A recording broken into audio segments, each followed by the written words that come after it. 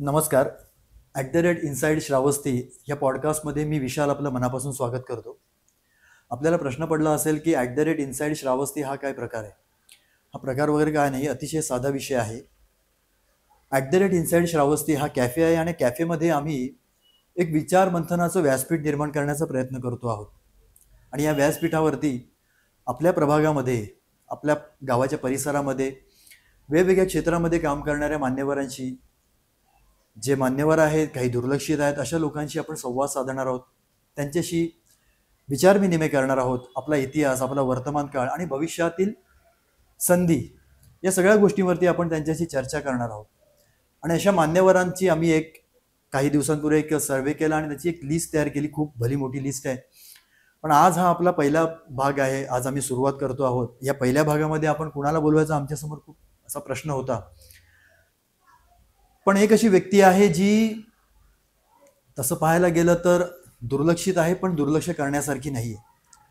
ज्या व्यक्तीला या सफाळ्याच्या इतिहासाविषयी माहिती आहे, सफाळ्याची सामाजिक, राजकीय, सांस्कृतिक जडणघडण ज्या पद्धतीने झाली होते त्याचे ते साक्षीदार आहेत. आणि म्हणून आम्ही अशा व्यक्तींना आज इथे पहिल्या भागामध्ये बोलवलेलं आहे. मी आपला फार वेळ घेणार नाही, मी थेट त्यांच्याकडे जाणार आहे. मी त्यांची आपल्याशी ओळख करून देतो. त्यांचं नाव आहे श्री सुरेश अनंत नाईक. काका नमस्कार. हां. तुमची ओळख मला खरं तर आता करून द्यायची होती, पण मला प्रश्न पडला की तुमची ओळख कशा पद्धतीने करून द्यायची. कारण मी तुम्हाला गेले अनेक दिवस पाहतोय, तुमच्याशी बोलतोय, वेगवेगळ्या विषयांवरती बोलतोय. तेव्हा तुम्ही प्रत्येक वेळेला तुमचं जे काही अभ्यास असतो तो जाणवतो तुमच्या एकूणच सगळ्या बोलण्यावरून किंवा, म्हणून मला तशी तुमची पटकन ओळख एका 2-4 वाक्यामध्ये सांगता येणार. मी तुम्हाला खरं तर विनंती करेन की तुम्ही स्वतःच तुमची ओळख खरं तर सांगावी. कसं आहे माहिती आहे का, की माणसाला ओळखायला फार वेळ लागतो. जेव्हा आपण त्याच्या मनात शिरतो तेव्हा त्याची ओळख होते. आता तुम्ही माझ्या मनात शिराल ती गोष्ट वेगळी आहे, पण माझी व्यक्तिगत ओळख म्हणाल ना तर मी काय एक सामान्य माणूस आहे. थोडं शिक्षण घेतलं, मी राहिलो या सफाळ्या गावामध्ये. आता माझं मूळ बोलाल किंवा मूळ बोलाल ते काय मला माहीत नाही, पण माझं मूळ आता मी सफाळाच समजतो आहे. त्यामुळे सफाळ्यासाठी जे काय करता येईल ते करण्याचा प्रयत्न करतो. त्यासाठी मी तुमच्याशी कनेक्ट झालो आहे, कळलं की नाही. तर मी व्यक्तिगत बोलाल तर पहिला विज्ञान शाखेमध्ये शिक्षण घेतलं, त्याच्यानंतर वाणिज्य शाखेमध्ये गेलो आणि वाणिज्य शाखे म्हणजे कॉमर्सचं. ते तुम्हाला मी सांगतो की अर्थशास्त्र हा विषय माझा तसा आवडीचा. अच्छा. कारण तो सामान्य माणसाच्या जीवनाशी निगडीत आहे. त्यामुळे मी अर्थशास्त्रामध्ये मी प्रावीण्य असं नाही, पण अर्थशास्त्राचा अभ्यास करावा या हिशोबाने मी अर्थशास्त्राचा अभ्यास केला. आणि त्याचा आज मला असा फायदा होतो की मी सामान्य माणसाचे जे छोटे छोटे प्रश्न असतात ते सोडवायसाठी मी जे काय सामाजिक कार्य करतो त्यासाठी ते मला उपयोगी येतात. मला तुम्हाला असं प्रश्न विचारायचा आहे की तुम्ही म्हणालात की वाणिज्य शाखेमध्ये तुम्ही पदवीधर आहात, म्हणजे जवळपास 70-80च्या दशकामध्ये. 79ला झालो. 79ला तुम्ही पदवी घेतली. तसे तुम्ही उच्च शिक्षित. हो, कारण पूर्वी असे म्हणायचे की 12वी झालेले विद्यार्थी पण खूप खूप मोठे शिक्षण, त्यात तुम्ही पदवी घेतली. एक लक्षात घ्या, काय माहिती आहे का, की शिक्षणामध्ये कोणी उच्च नसतो. अच्छा. प्रत्येक जण आयुष्यभर विद्यार्थी असतो. असं जर आपण समजलं तर शिक्षणामध्ये मी उच्च आहे. म्हणजे तुम्हाला मी काय बोलतो की ते कागदाला अहंकार चिकटला की त्याला सर्टिफिकेट भेटतात, तसं माझं म्हणणं नाही आहे. आपण आयुष्यभर विद्यार्थी असतो, कोणी उच्च विद्यार्थी असतो, कोणी दिसतो. पण शेवटी काय आहे, मला बैलगाडी हाकलायची असेल तर मला कोणातरी गुरु करायला होतं. बरोबर. तुम्ही मगाशी म्हणालात की माझा अर्थशास्त्राकडे थोडासा कल होता, मला आवड होती. पण इतक्या लहान वयामध्ये अर्थशास्त्राकडे तुमची आवड कशी काय, म्हणजे याच्या मागे कोणी अशी व्यक्ती होती काही की ज्याच्यामुळे तुम्हाला या शास्त्राविषयी आवड निर्माण झाली, असं काय आहे? मी ज्या परिस्थितीवर राहिलो, परिस्थिती म्हणजे आर्थिक वगैरे नाही, पण सामान्य माणसाचे जे व्यवहार असतात त्या व्यवहाराचा निगडीत जे गोष्टी असतात ते त्याला माहीत नसतात. मी ह्याच सफाळ्यामध्ये राहिलो, सफाळ्या ग्रामीण भागात राहिलो, की अर्थशास्त्र हा लोकांना काहीच समजतच नाही. त्याला माहीत नाही की आपण नक्की काय करतोय, आपले व्यवहार कशा पद्धतीने चालतात, व्यापार उद्योग कसा चालतो हे त्याला माहीत नसतं. त्याच्यामुळे त्याचा विचार करताना मला असं वाटलं की आपण अर्थशास्त्रामध्ये विचार करूया आणि शक्य झाल्यास लोकांना समजून सांगू. तुम्ही हे पदवी गेल्यानंतर मग पुढचं कशी वाटचाल झाली? म्हणजे तुम्ही नोकरी केली किंवा डायरेक्ट तुम्ही सामाजिक कार्याकडे, तुम्ही आता समाजकार्यामध्ये आहात, हां. बरोबर? राजकीय पुढाऱ्यांशी तुमचे सगळ्यांशीच चांगले संबंध आहेत आणि तसं पाहायला झालं तर तुम्ही काँग्रेस या विचारधारेशी जास्त जवळीक आहात. नाही, एक लक्षात घ्या, मी काँग्रेस ही विचारधारा माझी नाही आहे. म्हणजे असं काय नाही बोलत आहे. तुम्ही म्हणाल की मी काँग्रेस आहे वगैरे, असं काय नाही. लोकशाही, समाजवाद हा आणि धर्मनिरपेक्षता ह्या ज्या गोष्टी आहेत, आता त्याच्याबद्दल अनेक वाद होतील की मी काही बोललो तर तुमच्या पॉडकास्टला त्रास होऊ शकतो, कळलं काय? तो प्रश्न नाही आहे. प्रश्न कसा आहे की हे जे मूलभूत विचार आहेत, मानवी समाजाचे मूलभूत विचार आहेत. कारण मानवी समाज जेव्हा निर्माण झाला 10 लाख वर्षापूर्वी, आणि धर्म वगैरे ह्या सर्व व्यवस्था निर्माण झाल्या साधारणपणे 5-10 हजार वर्षापूर्वी. त्यासाठी आपण त्याच्यामध्ये त्या वादात पडण्यापेक्षा आपण माणूस म्हणून कसं जगतोय बरोबर. हा विचार केला पाहिजे. ही माझी विचारता. आणि ती काँग्रेसची निगडीत आहे किंवा काय असं असं काही असं काही नाही. पण प्रभाव कुणाचा राहिला असेल ना, की म्हणजे प्रभाव college, कसं असतं माहितीये का मध्ये की असताना तुमच्यावर नाही, तो नाही, प्रभाव होता. तरुण वयामध्ये आपल्यामध्ये अनेक व्यक्तिमत्वाचा प्रभाव पडतो. हम्म. तसं आता तुम्ही बोलाल तर मी बोलतो की इंदिरा गांधींचा प्रभाव माझ्यावरती पडला असं मी म्हणतो, कळलं की नाही? त्याच्यामुळे मी कदाचित काँग्रेसवाला असं मला शिक्का बसला असेल, तर तसं काय नाही. त्यांच्याही चुका असतील, त्याही मी स्वीकारल्या आहेत. आणि आजही मी सांगतो की काही चुका असतात त्या आम्ही स्वीकारतो. प्रश्न तो नाही आहे. मी कुठल्याही विचाराच्या विरोधात नाही आहे, कुठल्याही धर्म किंवा ह्याच्या विरोधात नाही आहे. पण एक लक्षात घ्यावं की माणसाने 10 लाख वर्षापूर्वी जर माणूस जन्म असेल आणि 10,000 वर्षापूर्वी धर्म जन्म असतील, तर जेव्हा माणूस जन्मला आहे त्याच्यामधला जो संवाद होता 10 लाख वर्षापूर्वीचा, तोच आज आपल्यामध्ये व्हावा. बरोबर. 10 लाख वर्षापूर्वीचा संवाद माणसामध्ये होता तोच व्हावा. म्हणजे जेव्हा 10 लाख वर्षापूर्वी एखादा माणूस जखमी झाला असेल किंवा हे झालं असेल, तेव्हा त्याला कोणी सहकार्य केलं, ती जी मानवता होती त्याच्या म्हणजे मानवतेच आहे. हां, हां, मानवता हां. सगळ्यात महत्त्वाची. म्हणजे मांडीच हाड मोडल्यानंतर जो माणूस जगला तिथे माणुसकी जन्माला आली. मला आता तुम्ही सफाळ्यामध्ये गेली अनेक वर्ष राहताय. तुम्ही मगाशी म्हटलं की माझं मूळ काय हे मला माहिती नाहीये, पण तुम्ही मूळ सफाळेकर आहात असं तुम्ही स्वतःला मानता. साहजिक आहे ना. आणि ते हां. आहेच. असं असताना म्हणजे इतकं उच्च शिक्षण घेतल्यानंतर तुम्ही कुठेही चांगली नोकरी करू शकला असतात. हां. म्हणजे जसं आपण म्हणतो पुण्याला संस्कृतीचं माहेरघर, शिक्षणाचं माहेरघर म्हटलं जातं. तुम्ही पुण्यामध्ये असता तर कदाचित एक वेगळ्या लेवलला पण असू शकला असता. हां. पण सफाळ्यामध्ये राहून तुम्हाला असं वाटतं की मी इतकी वर्ष सफाळ्यामध्ये राहिलो पण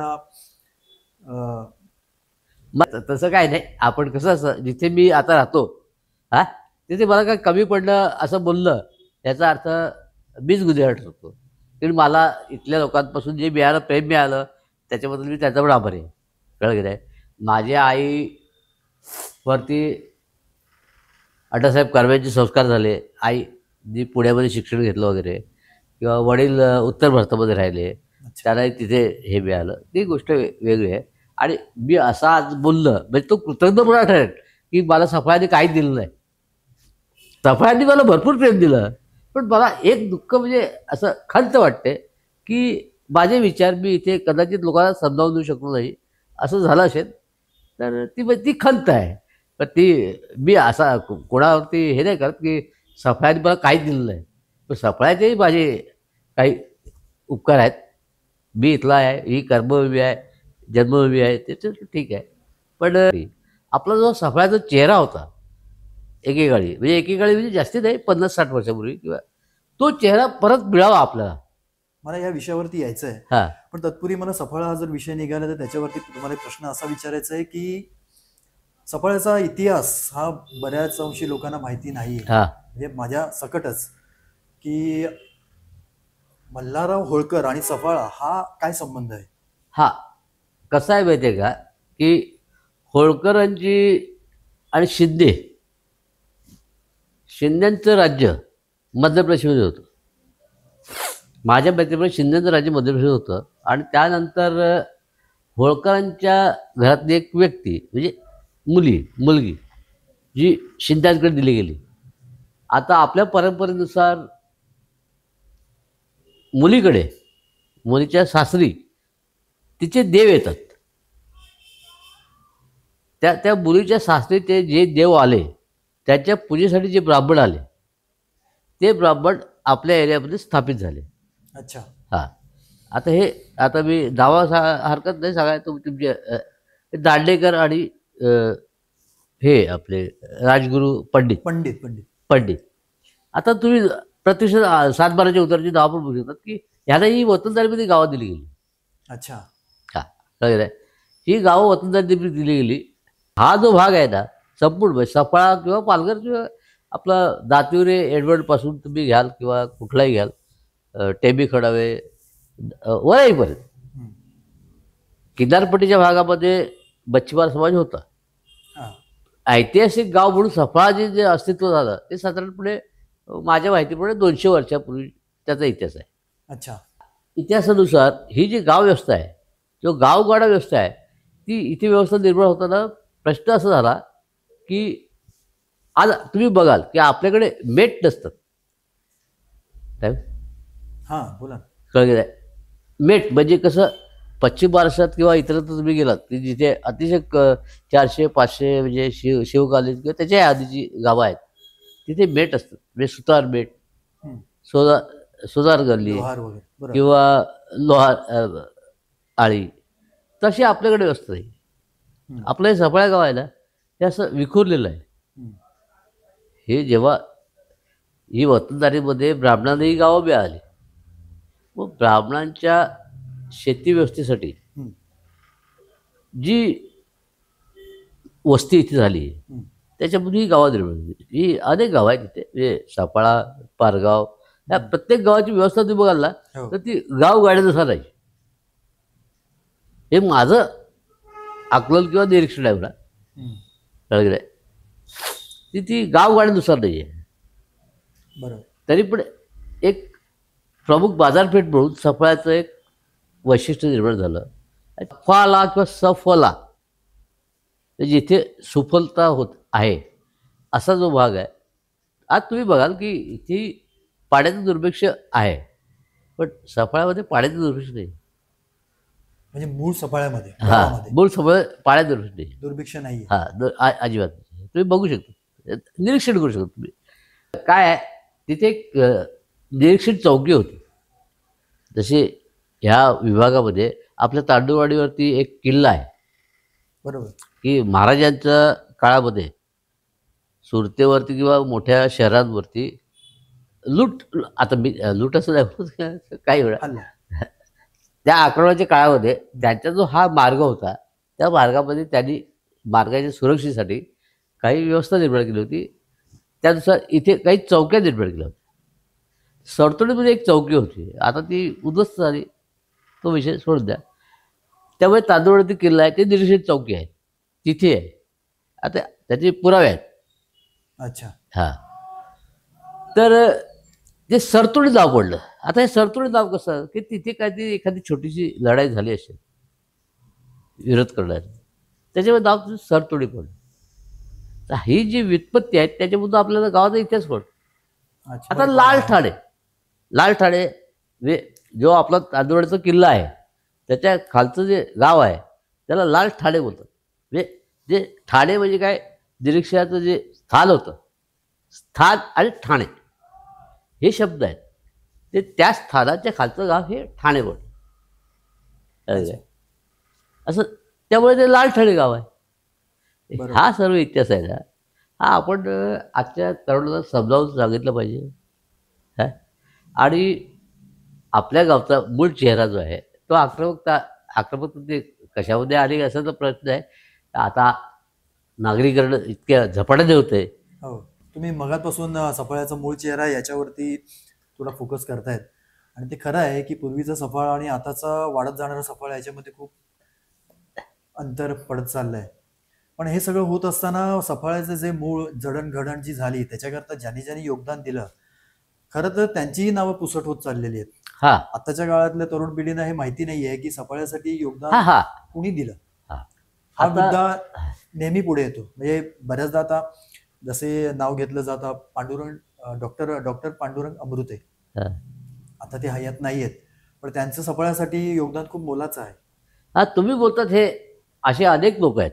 हो. पांडुरंग वामन अमृते यांच्या बरोबर अनेक लोक आहेत ज्यांनी शैक्षणिक क्षेत्रामध्ये कार्य केलं, आरोग्य क्षेत्रामध्ये काम केलं, सांस्कृतिक क्षेत्रामध्ये काम केलं. अशी माणसांमध्ये डॉक्टर अमृतांबरोबर चावडे सर होते हो. आणि चास्करबाई होत्या. चास्कर भाई. माझी आई होती. अच्छा. तुमच्या माझी आईचं पूर्ण नाव काय? हा, माझ्या आईचं नाव सुमन नाईक. सुमन नाईक. सुमन नाईक हम्म. माझी आई होती. आता त्या काळामध्ये साधारणपणे आता इथे 70-80 वर्षापूर्वी, मी 70 वर्ष राहतो, तेव्हा आम्ही लहान होतो. तर 70 वर्षापूर्वी इथे महिला मंडळ स्थापन करून, किंवा इतकं नाही, तुम्हाला आता आश्चर्य वाटेल की माझ्या आईने थोडं फार म्हणजे विरोधी सामाजिक विरोध सहन केला की मुलींच्या कबड्डीच्या स्पर्धा भरवल्या. काय म्हणता एवढ्या पूर्वी? हा, अर्धी चड्डी घालून मुलींच्या कबड्ड्या केल्या. तेव्हा ते अच्छा. कबड्डी स्पर्धेमध्ये माझ्या आईला लोकांनी विरोध केला की हे काय शिकवत, असंही झालं. तर असं होतं त्यावेळेला. मग इथे शिक्षणाचं वानवा होती. म्हणजे कसं 7वीपर्यंत शिक्षण याच्यामध्ये होतं, जिल्हा परिषदेमध्ये. ते पुढे व्यवस्था होती. त्यामुळे मग इथे एक शाळा काढावी असं ठरलं. त्याच्यानंतर मग त्या शाळेला शांताराम केळुसकर, हम्म. त्यांनी आज जिथे आपलं जिल्हा परिषदेची शाळा. हा जिल्हा परिषद शाळा आहे त्याच्यासमोर त्यांचं एक हे होती, जागा होती. त्या जागेवरती इमारत होती. ती इमारत त्यांनी दिली आणि त्याच्यामध्ये मग शिक्षणासाठी पुढील म्हणजे ती आश्रमशाळा होती माध्यमिक शिक्षण. आश्रमशाळा होती तीच का? हा, ते तुम्हाला आश्रमशाळा आहे, त्याच्या आधी ती इमारत होता. अच्छा. ते माध्यमिक शिक्षणासाठी त्यांनी ती जागा दिली. हम्म. त्या तिथे मग आपले हे माझी आई होती, दाभोळकर म्हणून एक सर होते. सर होते. हां, आणि दाभोळकर बाई होत्या आणि मोहन सामंत, हम्म. चंद्रकांत सामंत हम्म. कळलं काय, आणि मनोहर केळुसकर. अच्छा. ही लोक एकत्रित आली, जी सुशिक्षित होती. हम्म. त्यांनी ठरवलं की आपण एक शाळेमध्ये विद्यार्थ्यांना शिकवू, आणि त्यांनी विनामूल्य शिकवलं. हम्म. विनामूल्य शिकवलं. आणि त्याच्यानंतर काही काळानंतर 3-4 वर्षानंतर या आजची जी राजगुरू हंपपडे आहे त्या शाळेला अनुदानित शाळा म्हणून मान्यता मिळाली. अच्छा. तेव्हा हे लोक प्रस्थापित असल्यामुळे त्यांनी मग बाकीचे शिक्षकांची नेमणूक केली आणि शाळेतून बाहेर पडले. हे त्यांचं सफळावरती तरी किंवा खूप मोठे उपकार. हा खूप मोठे उपकार आहे. हा उपकार असं नाही पडत मी, पण त्यांनी जे सामाजिक कार्य केलं, हो. त्याच्यामुळे आज आणि त्याच वेळी ते हे सामाजिक कार्य करत असताना त्या लोकांनी काय केलं की साफळ्यामध्ये सांस्कृतिक कार्यक्रम केले. सांस्कृतिक ही सफळाचा एक सांस्कृतिक वारसा आहे, हा. होता. आणि म्हणजे मीही ऐकत आलेलो आहे, प्रत्यक्ष काही आपण पाहिलेलं नाही या सगळ्या गोष्टी, पण जुन्या माणसांकडून ऐकलेलं आहे की पूर्वी जसं तुम्ही म्हणालात की ही सगळी मंडळी एकत्र आली आणि मग त्यांनी सगळे प्रयत्न केले, तसे त्यांनी सांस्कृतिक कार्यक्रमही बरेचसे केलेत. म्हणजे नाटक म्हणा किंवा गाण्यांचे कार्यक्रम म्हणा, किंवा काही प्रतिष्ठित असे कलाकारांना इथे बोलावलेलं आहे सफाळ्यामध्ये, त्यांना घेऊन इथे कार्यक्रम केलेले आहेत. बरोबर. तर त्याविषयी थोडंसं सांगा ना, की असं कुठला ग्रुप होता, कोणी याच्यासाठी पुढाकार घेतला, असे कोणते कलाकार इथे येऊन गेले पूर्वी? की साफळ्याची सांस्कृतिक ज्या घटना इथे घडल्या, किंवा जे मागील आपले लोक होते त्या लोकांनी कशा प्रकारे काम केलं, किती अडचणीतून त्यांनी मार्ग काढला. हो. ते असे अनेक लोक होती की त्यांनी वेगवेगळे म्हणजे प्रतिथयश लोक जी होती या म्हणजे महाराष्ट्रात गाजलेली, ते रमेश देव, सिंबा, दादा कोंडके, अशा लोकांना इथे आणलं आणि त्यांना इथे परिचित करून दिलं. इथल्या अतिशय ग्रामीण भागातल्या सामान्य माणसाला कळलं नाही त्याचा परिचय करून दिला. आणि त्याचप्रमाणे एक गोष्ट तुम्हाला सांगतो की अनेक गोष्टी म्हणजे जे महिला मंडळ होतं सफाळा गावात, त्याच्यामध्ये आमच्या भातीबाई होत्या, हां. माझी आई होती, हं. अमृती वैद्य होत्या, हं. चास्कर मॅडम होत्या, अशा आणि कनुताई म्हणजे कनुताई सामंत, अच्छा. म्हणजे मोहन सामंत यांच्या पत्नी. हां. हां, त्याही होत्या. ह्याचं महिला मंडळ इतकं उत्कृष्ट कार्य करायचा की नाटकं वगैरे सादर करायची. त्यांनी अश्रूची झाली फुले, तुझं आहे तुझं भाशी, अरे वा. इत अशी सुंदर सुंदर नाटकं त्यांनी इथे सादर केली. हां, स्वतः बसवून सादर केलं. स्वतः बसवायचं वगैरे, कळलं का? त्याच्यामध्ये एक जोशीताई होत्या. त्यांच्या आता कोणी वारस नाही राहिले का ते सोडून द्या. हं. पण त्या पण होत्या, जोशीताई होत्या. कळलं का? तर ह्यांनी इतकं मस्त हे गाव केलं होतं ना, की ह्या गावाचा चेहरा म्हणजे सुंदर होता. हां. आणि तोच चेहरा आपल्याला परत मिळवायचा आहे. त्याच्यासाठी आपण काहीतरी करावं असं माझी तुम्हाला विनंती आहे. बरोबर तुम्ही म्हणतायत की एक चेहरा होता सांस्कृतिक, म्हणजे आम्ही पण ऐकला हा सांस्कृतिक चेहरा होता. पण एक तो काळ सुरू झाल्यानंतर एक मध्ये एक गॅप आला, हां, एक पॉज आला. तो पॉज आल्यानंतर पुन्हा मग असे सांस्कृतिक कार्यक्रम सुरू झाले. एक मला वाटते राजा फडके, स्वर्गीय राजा फडके यांनी सफाळ्यामध्ये कला क्रीडा महोत्सव सुरू केला. बरोबर ना, मी हां, काही चुकीचं हां, बोलत बरोबर. नसेल तर. नाही बरोबर. आणि मग कला क्रीडाचे कार्यक्रम इथे मराठी शाळेच्या मैदानावरती 1 दिवस 2 दिवस 3 दिवस चालायचे. मग बरेच सांस्कृतिक कार्यक्रम असायचे, खेळ असायचे. मग पुढे ते कला क्रीडा महोत्सवाचं रूपांतर थोडं भव्य झालं आणि मग सफाळे महोत्सव झाला. यंग स्टार ट्रस्टनी त्यासाठी प्रयत्न केले. त्याच्यानंतर परत एक पॉज आला, काही वर्ष निघून गेली, हां, काहीच नाही. हां. आणि त्यानंतर मग एक खूप मोठा असा एक सांस्कृतिक कार्यामध्ये एक मोठा ठसा उमटवला तो खऱ्या अर्थाने, म्हणजे कौतुक असं नाही पण तो अंतरंग प्रतिष्ठानने हां, केला. हां. मग त्यांनी तर अफाट कार्यक्रम केले, 5 वर्ष सलग कला महोत्सव भरवले, गाण्यांचे कार्यक्रम केले, मोठमोठ्या कलाकारांना इथे त्यांनी इन्व्हाइट केलं आणि एक जबरदस्त वातावरण 5 वर्षामध्ये त्यांनी तयार केलं. आणि पुन्हा एक पॉज आला आणि आता हे सगळं थांबलंय. हं. तर मला तुम्हाला प्रश्न विचारायचा आहे की हे असं का थांबतं आणि हां, हां. आता तुम्ही म्हणतात, की अंतरंगाने एक हे केलं. त्याच्या आधी यंग स्टारने केलं. यंग स्टारचं अस्तित्व संपलं असं म्हणत नाही, पण ते थांबलं.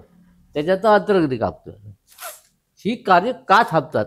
ह्याचं कारण असं आहे, की आपलं कुठेतरी आर्थिक गणित चुकतं. हं. ह्या सर्व शेवटी काय आहे, की सैन्य पोटावर चालतं. आर्थिक गणित चुकल्यामुळे आपल्याला थांबावं लागतं. मग हे आर्थिक गणित कसं वाढायचं? हे आपल्या कार्यकर्त्यांना कळतं. तर आपल्याला स्वयंसिद्ध म्हणजे आपल्याच ताकदीवरती आपल्याला पुढे जायला लागलं. आता तुम्ही अंतरंग म्हणा किंवा यंगस्टार म्हणा. यंगस्टारच्या पाठीमागे कोणाचा हात होता मला माहीत नाही किंवा म्हणजे माहीत नाही असं बोललं तरी असं हां. हां. तर तो हात पाठीमागचा गेल्यावरती यंगस्टार संपलं किंवा आता अंतर्गामध्ये उत्साहाने काही तरुण मुली तुमच्यासारख्या तरुण मुली, पण तुमच्या बऱ्याच आहेत. तुमच्यासारख्या तरुणाचे बरेच आहेत. त्यांचे हातही थकले असतील. तर हे जे आर्थिक गणित आहे ना प्रत्येक ह्याच्यातलं, ते आर्थिक गणित सांभाळण्यासाठी आपण आता जी व्यापारी भूमिका अनेक संस्था असतात अशा. हे नाही बोलत मी, अनेक संस्था असतात. त्या म्हणजे NGOज किंवा हे बोला, त्या आंतरराष्ट्रीय संस्थांचे वगैरे फंड्स घेऊन कार्यरत राहतात. राहू शकतं. हां, चालू शकतं. तुमच्यावरती लोकांचा विश्वास कधी पडतो, की जेव्हा लोकांना कळतं, की हा माणूस प्रामाणिक आहे. हं. तुमची प्रामाणिकता तुमच्या कामातून दिसली पाहिजे. बरोबर. आता मी तुम्हाला सांगतो म्हणजे व्यक्तिगत माझं मत सांगतो, मोठेपणा नाही. पण मी जेव्हा काही काम करतो, तेव्हा लोकांना हा विश्वास आहे, की अरे हा रस्त्यावर चालला फालतू माणूस जरी असला ना, तर हा प्रामाणिक आहे. हो. ह्याला आपण ह्यानी मागितले ₹10 दिले, तर तो त्याच कामासाठी वापरणार. मला याला जोडूनच एक प्रश्न असा आहे की तुम्ही सामाजिक राजकीय कामामध्ये आहात, तुमचं वाचनही खूप अफाट आहे. तुमच्या घरी तुम्ही जिथे राहता त्याच्या पाठीस तुम्ही पुस्तकांचा असा सगळा पूर्ण हे केलेला आहे, म्हणजे तुमचं वाचन खूप आहे. तुम्ही मलाही अनेक पुस्तकं भेट दिलेली आहेत, वारंवार दिलेली आहेत. अनेक पुस्तकांची नावं तुम्ही सांगितलेली आहेत, संदर्भही तुम्ही देतात. वाचनाची आवड तुम्हाला प्रचंड आहे.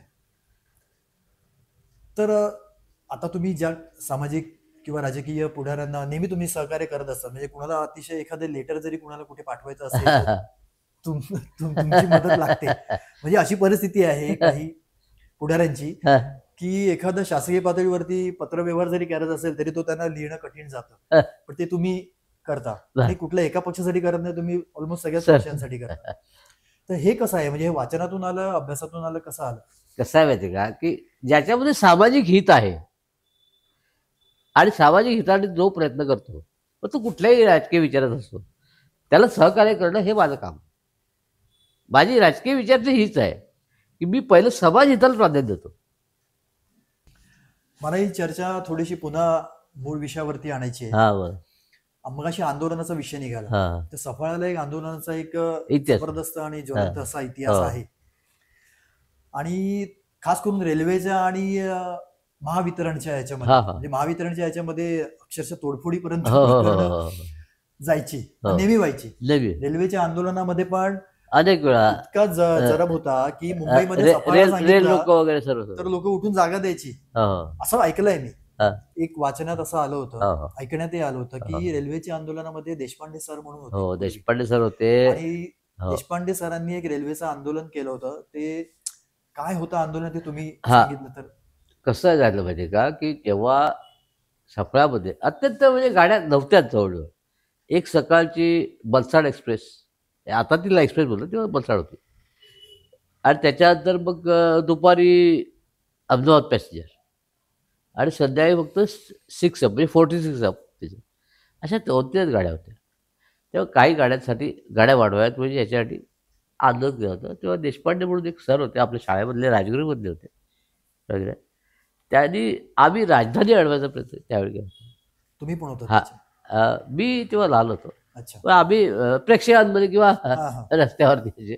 तर राजधानी बलसाडच्या आधी जायची अच्छा. आणि ते बलसाड हा लोकांच्या उपजीविकेचा हे होता की जरा जरी लेट झाली तरी लोकांची ड्युटी चुकायची, म्हणजे कामावर जायची वेळ चुकायची. त्याच्यामुळे त्यावेळी त्यांनी ती गाडी अडवायचं ठरवलं आणि ते अक्षरशः त्या गाडीखाली झोपले. म्हणजे गाडी त्यांच्या अंगावर गेली, पण ते मूळ जो रेल्वे ट्रॅक आहे ट्रॅक मध्ये झोपले? हा ट्रॅकमध्ये मध्ये झोपल्यामुळे गाडी अंगावर गेली. आणि त्यांनी अक्षरशः त्यावेळी परिस्थिती अशी होती की लोक हैराण झाले होते की नक्की काय झालं बापरे. वगैरे. हे खूप. पण त्यांचं ठीक आहे, त्यांची स्मृती आपण जागवल्या पाहिजेत. हो. मी तेच म्हणतोय की सफाळ्यामध्ये हे देशपांडे सर, डॉक्टर अमृते किंवा डॉक्टर भांडारकर भांडारकर आणि नारायण मानकर, एक स्वातंत्र्यसैनिक जे वराडशाच्या मागे त्याच्यात कुटुंब राहतात, अशा लोकांच्या स्मृतीमध्ये तुम्ही जे म्हटलं ना की ह्या स्मृती जागवायसाठी ह्या सफाळ्या भागातल्या वेगवेगळ्या भागाला त्यांची नावं देण्यात यावीत, बरोबर, असं अशी माझं मागणी विचार. आहे. म्हणजे आता पूर्वी जसं आपण तांदूळवाडी मुख्य रस्त्याला हा. तांदूळवाडी रस्ता म्हणतो, हा पण ह्या रस्त्याचं नाव, खरं नाव आहे स्वर्गीय शांताराम केळुस्कर केळुस्कर मार्ग. आणि तसा बोर्डही होता पूर्वी. बोर हा बोर्ड. पण तो बोर्ड आता रुंदीकरणामध्ये हा, तो निघाला, रुंदी. पण त्याच्यानंतर ते तांदूळवाडी नाव हेच प्रचलित झालं. हा तिथे राजा फडके चौक, राजा फडके चौक होता. ऍक्च्युली तो चौक नाही, तो तिठा आहे. अच्छा. चौक कशा म्हणतो, तिथे 4 रस्ते म्हणतो, तो तिठा आहे. ठीक आहे, पण त्याचा एक आपण पुनरुज्जीवित व्हायला पाहिजे. हा ते सर्व ही गोष्टी व्हायला पाहिजे. रोडखड किंवा शांतीनगर, चाफानगर, ही जी स्वामी समर्थ नगर असं म्हणजे काय, त्यापेक्षा जी ह्या गावाला ज्यांनी चेहरा दिला त्याच्या स्मृती जागवणं.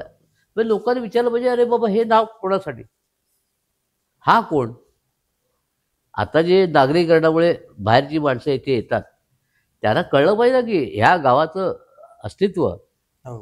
हा कोणामुळे झालंय. हो. आणि आज जे तुम्ही सुविधा इथे काही काय सुविधा असतात ना, भले कमी पड्यातल्या सुविधा असतील, पण ते तुम्ही जे उपभोगता आहेत आणि तुम्ही इथे आलात राहायला, तर त्याचं श्रेय कोणाला जातं. बरोबर. हा? अजून एक नावाचा खरा तर उल्लेख आपण करायला हवा, स्वर्गीय आत्माराम पाटील. आत्माराम पाटील.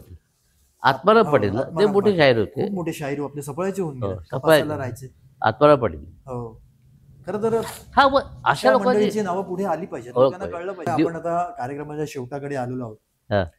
शेवटाकडे येत असताना मगाशी तुम्ही म्हणालात की, आणि तोच उल्लेख आवर्जून होत होता की सफाळ्याचा जो चेहरा होता हा. पूर्वी, मग तो कुठलाही असेल, तो सांस्कृतिक असेल, सामाजिक असेल, राजकीय असेल, तो पुन्हा पुसट. एकदा पुसट होत चाललेला आहे. जसे काका मगाशी म्हणाले, तो पुन्हा एकदा मिळणं खूप गरजेचं आहे. ह्या गावासाठी मनापासून काम करणं खूप गरजेचं आहे. सफाळा खूप मोठ्या पद्धतीने आता तो वाढत चाललेला आहेत कार्यकर्ते आहेत आपल्याकडे, आहेत. खरं आहे. आहेत. हो, पण तरुणही त्यांना आहेत, तरुणही हा आहेत. तरुण भरपूर तरुण आहेत, हो, पण त्यांना मार्गदर्शन आणि एकत्र आणणं खूप गरजेचं हे आहे. हेच हे हेच आपल्या कार्यक्रमाचं उद्दिष्ट. हो, तुम्ही ह्या मुलांना एकत्र आणणं हे गरजेचं आहे. बरोबर. नक्कीच यासाठी सगळेच प्रयत्न होतील, सगळ्याच बाजूनी होतील. @इनसाइड श्रावस्ती ह्या पॉडकास्टमध्ये आमचा हा प्रयत्न होता. कुणाला दुखवण्याचा हेतू नव्हता, कुणाचा उल्लेख आवर्जून टाळण्याचा हेतू नव्हता आणि नाहीये. काही उल्लेख कदाचित राहून गेले असतील, पण आमचा एक प्रामाणिक प्रयत्न असा आहे की नाही नाही, आपण वेळोवेळी करू त्याची नाही, नक्कीच आपण नक्कीच प्रयत्न करणार आहोत, यापुढे करणार आहोत. सगळ्याची रूढ आपण मान्य आपण करू. अनेक मान्यवरांना इथे पाचारण करणार आहोत. अनेक मंडळी या व्यासपीठावरती येतील, आपण त्यांच्याशी चर्चा करणार आहोत. तुर्तासरी आपण आता ह्या पहिल्या भागामध्ये इथे थांबूया. हा भागामध्ये काकांनी मांडलेले मुद्दे तुम्हाला आवडले असतील तर तुम्ही कमेंट करून आम्हाला नक्की कळवा. त्याच्यासाठी तुम्हाला आमचं @इनसाइड श्रावस्ती हे यूट्यूब चॅनल सबस्क्राईब करावं लागेल. ते तुम्ही सबस्क्राईब करा, बेल आयकॉन दाबून ते नोटिफिकेशन ऑन करा, म्हणजे तुम्हाला आमचे अपडेट मिळत राहतील. तर आज इथे आम्ही थांबतोय. मी काकांचे पुन्हा एकदा मनपूर्वक धन्यवाद मानतो. काका खूप सारे धन्यवाद. धन्यवाद.